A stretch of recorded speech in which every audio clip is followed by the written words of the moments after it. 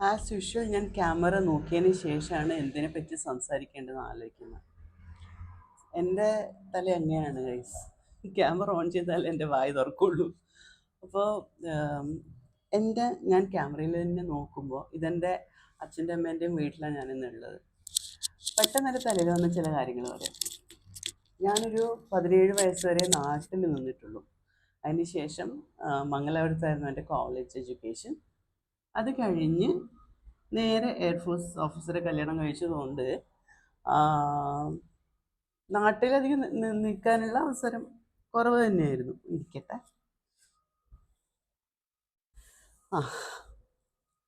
അപ്പോൾ നാട്ടിൽ നിന്ന് ഞാൻ ഇറങ്ങിയത് കൊണ്ടുള്ള ഗുണങ്ങൾ, ദോഷങ്ങൾ, ഇതിനെപ്പറ്റി ഞാൻ സംസാരിച്ചാലോ?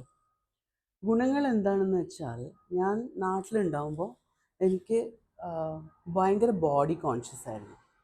എന്ത് ഡ്രസ്സ് ഇട്ടാലും ഞാൻ എൻ്റെ വീട്ടിൽ ഫെയറർ സൈഡിലല്ല, ബാക്കിയുള്ളവരെ എന്നെക്കാളും കുറച്ചുകൂടെ ഫെയറാണ്. അപ്പോൾ അതിൻ്റെ ചെറിയ ചില ആ കാലഘട്ടത്തിൽ, ഞാൻ 1980 ബോൺ ആണ്. അപ്പോൾ 80s ആൻഡ് 90s എൻ്റെ ബാല്യകാലവും പിന്നെ ടീനേജ് ഇയേഴ്സും, അതിൽ കളറ് കുറവാണ്. അതെന്ത് കളറാണെന്നറിയില്ല, കളറ് കുറവാണ് എന്നാണല്ലോ പണ്ട് നാട്ടിൽ പറയാം. അപ്പോൾ അത് വെച്ചിട്ട് ഡിസ്ക്രിമിനേഷനൊന്നും ഞാനങ്ങനെ നേരിട്ടിട്ടൊന്നുമില്ല. പക്ഷേ ആ ഒരു എവിടേക്കോ ചിലവരുടെ കമൻറ്റ്, ഓ ഇവൾ ഇത്രേ കളറുള്ളൂ അല്ലേ, അനിയത്തി വെളുത്തിട്ടാണല്ലോ, അങ്ങനെയൊക്കെയുള്ള കമൻസൊക്കെ ഞാൻ കേട്ടിട്ടുണ്ട്. പക്ഷെ അതൊന്നും എന്നെ അങ്ങനെ ഭയങ്കരമായിട്ട് ബാധിക്കുകയോ അങ്ങനെയൊന്നും ചെയ്തിട്ടില്ല. പക്ഷേ of course the was A talk like that. അങ്ങനെ ഒരു കമൻറ്റ് പറയുന്ന ഒരു സ്വഭാവം നമ്മുടെ നാട്ടുകാർക്ക് ഉണ്ടല്ലോ. അപ്പോൾ എനിക്ക് എന്നെ തന്നെ വലിയ ഇഷ്ടമോ അങ്ങനെയൊന്നും ഉണ്ടായിരുന്നില്ല. പക്ഷെ ഞാൻ മാംഗ്ലൂർ പഠിക്കാൻ പോയപ്പോൾ അവിടെയാണ്, ഞാനൊരു ഗേൾസ് കോളേജിലായിരുന്നു, പക്ഷെ എന്നാലും അവിടെ നിന്നാണ് ചില കുറച്ച് കോംപ്ലിമെൻറ്റ്സ് എങ്കിലും എനിക്ക് കിട്ടാൻ തുടങ്ങിയത്. അപ്പോൾ ആ കോംപ്ലിമെൻറ്റ്സ് കിട്ടുമ്പോഴാണ് എനിക്ക് മനസ്സിലായത്, ശരിക്കും എന്നെ കാണാൻ കൊള്ളാമോ, അങ്ങനെയുള്ള ഓരോരോ ചിന്തകളൊക്കെ എനിക്ക് അപ്പോഴാണ്, ലൈക്ക് കോൺഫിഡൻസ് ബിൽഡിങ് അപ്പോഴാണ് നടന്നത്. നാട്ടിൽ നിന്ന് ഇറങ്ങിയതിന് ശേഷമാണ് അതെനിക്ക് ആ ഒരു കോൺഫിഡൻസ് ഒക്കെ വരാൻ തുടങ്ങിയത്. പിന്നെ ഞാൻ നോർത്ത് ഇന്ത്യയിൽ പല സ്ഥലങ്ങളിലായിരുന്നല്ലോ. എയർഫോഴ്സ് ലൈഫ് അങ്ങനെയാണല്ലോ.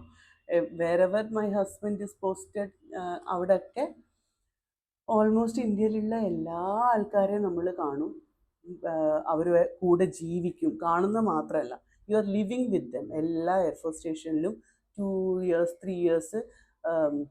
പിന്നെ നോർത്ത് ഇന്ത്യൻ എന്ന് പറഞ്ഞാൽ ഫ്രം ഡൽഹി, ഛത്തീസ്ഗഡ്, ബീഹാർ, ജമ്മു കശ്മീർ, ലക്നൗ, എവിടെ എല്ലാവരും അവിടെ ഉണ്ടല്ലോ. ഓരോരോ എയർഫോഴ്സ് സ്റ്റേഷനിലും there is a bunch of people from all States. അപ്പോൾ അവരുടെ കൂടെയുള്ള എൻ്റെ constant living made me more confident about my roots. Like if you ask me, എനിക്ക് എൻ്റെ ഫീച്ചേഴ്സിൽ, ഞാൻ ലോകത്തെ ഏറ്റവും വലിയ സുന്ദരിയല്ല, ഞാനൊരു സാധാരണ സ്ത്രീയാണ്. പക്ഷേ എൻ്റെ ഫീച്ചേഴ്സിൽ എനിക്ക് ഏറ്റവും ഇഷ്ടം എന്താണെന്ന് ചോദിച്ചാൽ, എനിക്കെൻ്റെ കളറാണ് ഇഷ്ടം, എനിക്കെൻ്റെ മുടിയാണ് ഇഷ്ടം.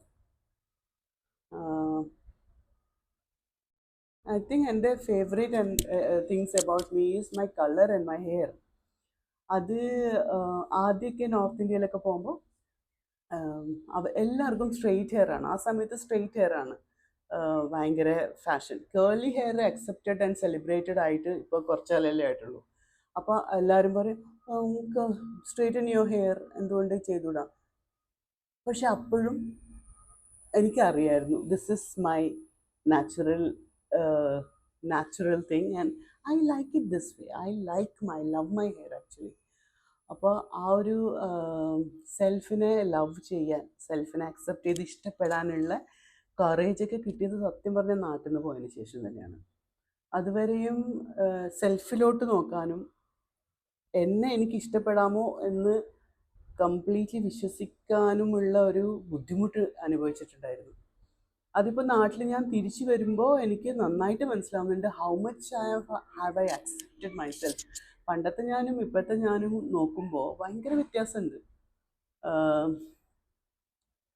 പിന്നെ ഇന്നിപ്പോൾ ഞാനൊരു 10 ദിവസം നാട്ടിലായിരുന്നു. 10 ദിവസം നാട്ടിൽ അനിയത്തിയുടെ കൂടെ, അവളും ഡൽഹിയിലാണ്. അപ്പോൾ അവൾ തിരിച്ച് വീട്ടിൽ വന്ന് നമ്മളൊരു 10 ദിവസം ഒന്നിച്ച് എല്ലാ കൊല്ലവും താമസിക്കും. അപ്പോൾ അങ്ങനെ താമസിച്ചിട്ട് ഞങ്ങൾ ഇന്ന് തിരിച്ചു പോവുകയാണ്. ഞാൻ ബാംഗ്ലൂരോട്ട് പോകുന്നു, അവൾ ഡൽഹിയിലോട്ട് പോകുന്നു. അപ്പോൾ അമ്മ ഇവിടെ അവൾക്ക് കൊണ്ടുപോകേണ്ട സാധനങ്ങളൊക്കെ, മുരിങ്ങ ഇലയൊക്കെ ഉണക്കി പൊടിച്ച് അങ്ങനെയുള്ള പരിപാടികളൊക്കെ നടക്കുകയാണ്. ഞാൻ എൻ്റെ സാധനം പാക്ക് ചെയ്യുന്നത്. ഞാനിപ്പോൾ ബാംഗ്ലൂർ ആയതുകൊണ്ട് എനിക്ക് കേരള സാധനങ്ങളൊന്നും അധികം മിസ് ചെയ്യുന്നില്ല. കാരണം എന്താണെന്ന് വെച്ചാൽ കേരളം പോലെ തന്നെ ഒരു പകുതി കേരളം ബാംഗ്ലൂർ ഉണ്ടല്ലോ. അപ്പം കേരള സ്റ്റോറ്, വെജിറ്റബിൾസ്, നമുക്ക് ആവശ്യമുള്ള എല്ലാ കേരള സാധനങ്ങളും അവിടെ കിട്ടുന്നുണ്ട്. പിന്നെ ഞാൻ ഒരു 6 കൊല്ലമായിട്ട് ഇപ്പോൾ ബാംഗ്ലൂരാണ്. അപ്പോൾ അതിൻ്റെ ഒരു സന്തോഷവും സമാധാനവും ഞാൻ അനുഭവിക്കുന്നുണ്ട്. കാരണം no matter what, when you get back to the roots of your culture, your tradition, somewhere you feel more safe. അപ്പോൾ ഞാൻ ബാംഗ്ലൂർ വന്നതിന് ശേഷം എനിക്ക് ആ ഭക്ഷണവും മീനും അമ്പലവും ഓണാഘോഷവും ഒക്കെ ഭയങ്കരമായിട്ട് ഇഷ്ടപ്പെടുന്നുണ്ട്. അറ്റ് ദ സെയിം ടൈം എൻ്റെ 26 ഇയേഴ്സായി ഇപ്പോൾ എൻ്റെ കല്യാണം കഴിഞ്ഞിട്ട്. അതിൽ 21 ഇയേഴ്സോളം ഞാൻ ഹസ്ബൻഡിൻ്റെ കൂടെ പല സ്ഥലങ്ങളിലായിരുന്നു, ഇന്ത്യയിൽ പല സ്ഥലങ്ങളിലായിരുന്നു. ആൻഡ് ഗ്ലോബലിയും ഒരുപാട് ട്രാവൽ ചെയ്യാനുള്ള അവസരം ഉണ്ടായിട്ടുണ്ട്. ഇതെല്ലാം അനുഭവിച്ചതിന് ശേഷം അവിടെ നിന്നും എനിക്ക് ചില കാര്യങ്ങളൊക്കെ പിക്ക് ചെയ്യാൻ പറ്റിയിട്ടുണ്ടാവണം. കാരണം ഒരു mix of culture happens, right? And I love that mix of culture. That's what makes this life colorful. നമുക്ക് എവിടെ പോയാലും ഒരു ഡിഫറെൻറ്റ് പെർസ്പെക്റ്റീവ് അതിനെപ്പറ്റി ഉണ്ടാവാനും അതിനെ ബോൾഡായിട്ട് അതിനെപ്പറ്റി സംസാരിക്കാനുള്ള കോൺഫിഡൻസും ഒക്കെ വരുന്നത് എക്സ്പീരിയൻസിലൂടെ തന്നെയാണ്, അല്ലേ? നമ്മളൊരു വീട്ടിൽ ഒന്നിച്ച് ഒറ്റയ്ക്ക് ഇരുന്ന് അതിനെപ്പറ്റി നമ്മൾ ട്രാവൽ ചെയ്യുന്നതിനെപ്പറ്റി ആലോചിക്കുന്നതും പക്ഷെ അത് ചെയ്തു വരുന്നതും തമ്മിലുള്ള വ്യത്യാസങ്ങൾ. ഞാൻ എൻ്റെ ലൈഫിൽ ലക്കിയും കൂടെയായിരുന്നു. കാരണം എൻ്റെ ലൈഫേ ട്രാവൽ ഇൻവോൾവ് ചെയ്തതായിരുന്നല്ലോ. അപ്പോൾ ഓരോ സ്ഥലത്ത് പോകുമ്പോഴും അവിടെ സ്പെഷ്യലി ഡിഫൻസ് ലൈഫ് ആകുമ്പോൾ ഹസ്ബൻഡിനെ അധികം എപ്പോഴും കൂടെ കിട്ടാറില്ല. അപ്പം നമ്മൾ മോസ്റ്റ്ലി സിംഗിൾ പാരൻറ്റിങ് ചെയ്യും. കാരണം ഹസ്ബൻഡ് എപ്പോഴും ഫ്ലൈയിങ് ചെയ്യുകയാണ്, കൂടെ തന്നെ ഉണ്ടാവണമെന്നില്ല. അപ്പോൾ നമ്മൾ കുട്ടികളെ ഡിഫറെൻറ്റ് സ്റ്റേറ്റ്സിൽ പോസ്റ്റിങ് പോകുമ്പോൾ ഒരു പുതിയ സ്ഥലത്ത് നമ്മൾ എത്തുമ്പോൾ അവിടെ പെട്ടെന്ന് സെഷൻ്റെ സ്റ്റാർട്ട് ഓഫ് ദി ഇയർ ഒന്നും ആയിരിക്കില്ല പോസ്റ്റിംഗ് വരുന്നത്. അപ്പോൾ ഒരു 2-3 മാസമൊക്കെ കഴിഞ്ഞിട്ടായിരിക്കും നമ്മളൊരു പുതിയ സ്കൂളിലേക്ക് ചെല്ലുന്നത് കുട്ടികളെയും കൊണ്ട്. അപ്പോൾ അവരെ അവിടെ അക്കോമഡേറ്റ് ചെയ്യാനുള്ള ബുദ്ധിമുട്ട്, അവരുടെ mental, physical, emotional, educational needs, ഇതൊക്കെ മോസ്റ്റ്ലി അമ്മമാരാണ് നോക്കുന്നത്. കാരണം fathers in defence are mostly unavailable. അപ്പോൾ അവരുണ്ടാവുമ്പോൾ തന്നെ we are more into spending more time together than sharing the responsibilities of the children. കാരണം അത്രയല്ലേ സമയം കൂടെ ഉള്ളൂ. അപ്പോൾ നമ്മൾ ആ സമയത്തിനെ ഒന്ന് സെലിബ്രേറ്റ് ചെയ്യാനാണ് നോക്കുക. അപ്പോൾ ഒരുപാട് റെസ്പോൺസിബിലിറ്റി, റണ്ണിങ് ദ ഫാമിലി എന്നുള്ളത് ഡിഫൻസ് വൈഫിൻ്റെ മേലെ കംപ്ലീറ്റ് ആയിട്ട് വരും. അത് beat shifting from one place to the another, അവിടെ പോയിട്ട് കുട്ടികളെ സെറ്റിൽ ചെയ്യുക, സ്വന്തമായി സെറ്റിൽ ആവുക, ഒരു കരിയർ ബിൽഡ് ചെയ്യാൻ മിക്കവാറും സ്ത്രീകൾ ടീച്ചിങ് ആണ് ഓപ്ഷനായിട്ട് എടുക്കുന്നത്. കാരണം എന്താണെന്ന് വെച്ചാൽ എവിടെ പോയാലും എയർഫോഴ്സ് സ്കൂൾസ് ഉണ്ടാവും, അല്ലെങ്കിൽ കേന്ദ്രീയ വിദ്യാലയയിൽ അഡോപ്റ്റ് ബേസിസിൽ ജോലി ചെയ്യാം, അല്ലെങ്കിൽ even international schools preferred defence officers family wives. കാരണം അവർ ദ വേ അവർ ഒരുപാട് ട്രാവൽ ചെയ്യുന്നതുകൊണ്ട് ഉണ്ടാവുന്ന ചില ഗുണങ്ങളുണ്ട്. അത് ടീച്ചിങ്ങിലും ഡെഫിനറ്റ്ലി റിഫ്ലക്റ്റ് ആവും. അപ്പോൾ അതുകൊണ്ട് ഒരുപാട് ഇൻ്റർനാഷണൽ സ്കൂൾസും ഹയർ ചെയ്യും. അപ്പോൾ ഞാനും എൻ്റെ കരിയർ അങ്ങനെ തന്നെയായിരുന്നു. കുറേ കാലം ഞാൻ ഹൈദരാബാദ്, എൻ്റെ ടീച്ചിങ് കരിയർ തുടങ്ങിയത് ഹൈദരാബാദിലാണ്. ഹൈദരാബാദ്, ബാംഗ്ലൂർ, ആസാം, ഇവിടെയൊക്കെ ഞാൻ പഠിപ്പിച്ചിട്ടുണ്ട്. പിന്നെ എയർഫോഴ്സ് സ്കൂൾസും ഇൻ്റർനാഷണൽ സ്കൂൾസും KVയിലും ഒക്കെ പഠിപ്പിച്ചിട്ടുണ്ട്.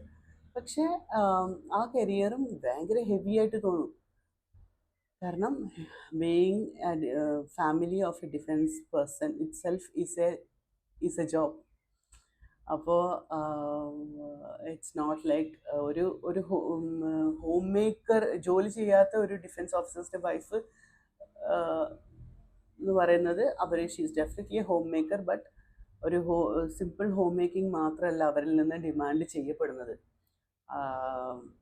ഒരു സ്ഥലത്ത് നിന്ന് മറ്റൊരു സ്ഥലത്തേക്കുള്ള പോകുമ്പോഴുള്ള അനിശ്ചിതാവസ്ഥ, പിന്നെ പുതിയ സ്ഥലം എവിടെയാണെന്ന് അറിയാതെയുള്ള പോക്ക്, അവിടെ പോയിട്ട് ലോക്കൽ ഭാഷ അറിയാതെ എയർഫോഴ്സ് സ്റ്റേഷനകത്ത് പുതിയ ഫ്രണ്ട്സ് ഉണ്ടാക്കണം, പഴയ ഫ്രണ്ട്സിനൊക്കെ വിട്ടിട്ട് പോകണം, പുതിയ ആൾക്കാരെ മീറ്റ് ചെയ്യണം, പിന്നെ അവിടുത്തെ സോഷ്യൽ എന്താ പറയുക റിക്വയർമെൻറ്റ്സ് ഒരുപാടുണ്ട്, അതൊക്കെ മീറ്റ് ചെയ്യണം.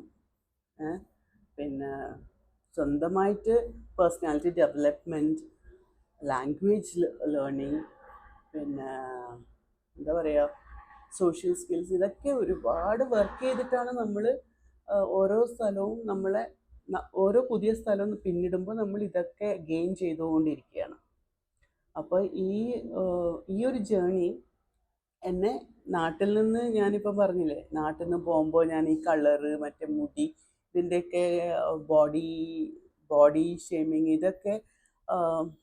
ഇതൊക്കെ ഓവർകം ചെയ്തു. കാരണം ഇതൊന്നും കാര്യമില്ല, ഇതിലൊന്നും അല്ല കാര്യം എന്നുള്ളൊരു ബോധം എനിക്ക് എൻ്റെ എക്സ്പീരിയൻസസ് കൊണ്ട് തന്നെ വന്നു കഴിഞ്ഞു. അപ്പോൾ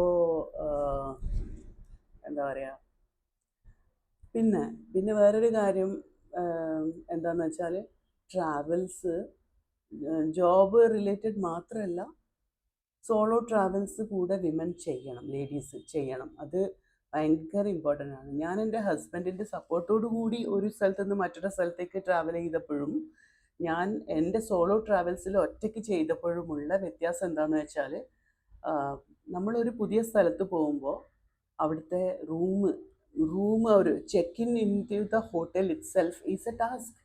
നമ്മുടെ മനസ്സിൽ ഒരുപാട് കണ്ടീഷനിങ് ഉണ്ട്. ഓ മൈ ഗോഡ്, ഒറ്റയ്ക്ക് ഒരു ഹോട്ടലിൽ എങ്ങനെ, അല്ലെങ്കിൽ ഒറ്റയ്ക്ക് ഒരു സ്ഥലത്ത് പോയി എന്ത് ചെയ്യും, രാവിലെ എഴുന്നേറ്റ് എന്ത് ചെയ്യും, what will you do there, how will you pass time, who will you meet, എല്ലാം ഒരു ഭയങ്കര കൺഫ്യൂഷൻ ഉണ്ടായിരുന്നു. ഇത് ആബ്സെൻസ് ഓഫ് ഫിയർ അല്ല, ഫിയർ ഇല്ലാത്തത് കൊണ്ടല്ല വിമൻ സോളോ ട്രാവൽ ചെയ്യുന്നത്. കാരണം ഞാൻ സോളോ ട്രാവൽ ചെയ്യുമ്പോൾ എനിക്ക് ഫിയർ ഇല്ലാതില്ല, ഫിയറൊക്കെ എപ്പോഴും ഉണ്ടാവും. പക്ഷെ ഡർക്കെ ആകെ ജീത്ത് എന്നുള്ള പോലെയാണ്. Like you travel and you come back with a little more light in your head, അങ്ങനെ ഞാൻ പറയും. പിന്നെ എനിക്ക് പെട്ടെന്ന് ഞാൻ ഭയങ്കരമായിട്ട് ക്ലോസ്ഡ്, എൻ്റെ നേച്ചർ അങ്ങനെയാണ്. ഞാൻ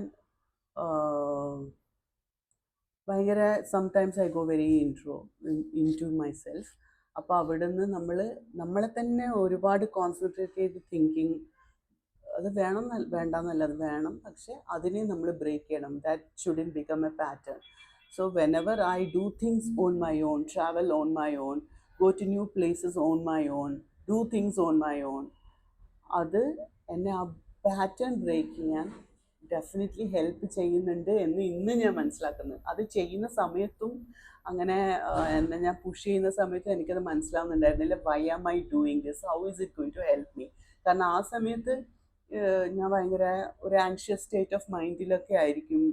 ഞാൻ പോകുന്ന സ്ഥലത്തും കംപ്ലീറ്റ്ലി എനിക്ക് ആ സ്ഥലം പ്രസൻസ് ഓഫ് മൈൻഡ് ഇല്ല, കംപ്ലീറ്റ്ലി മൈൻഡ്ഫുള്ളായിട്ട് അതിനെ ഞാൻ അബ്സോർബ് ചെയ്യുന്നില്ലേ എന്നെനിക്കൊരു ഡൗട്ട്, സെൽഫ് ഡൗട്ട്, ഇതൊക്കെ ഉണ്ടായിരുന്നു. പക്ഷെ later on when I look back I realise, ഞാൻ ഇങ്ങനെ ചെയ്തല്ലോ, ഞാൻ ഒറ്റയ്ക്ക് I saw places, I spend 4 days in a new place.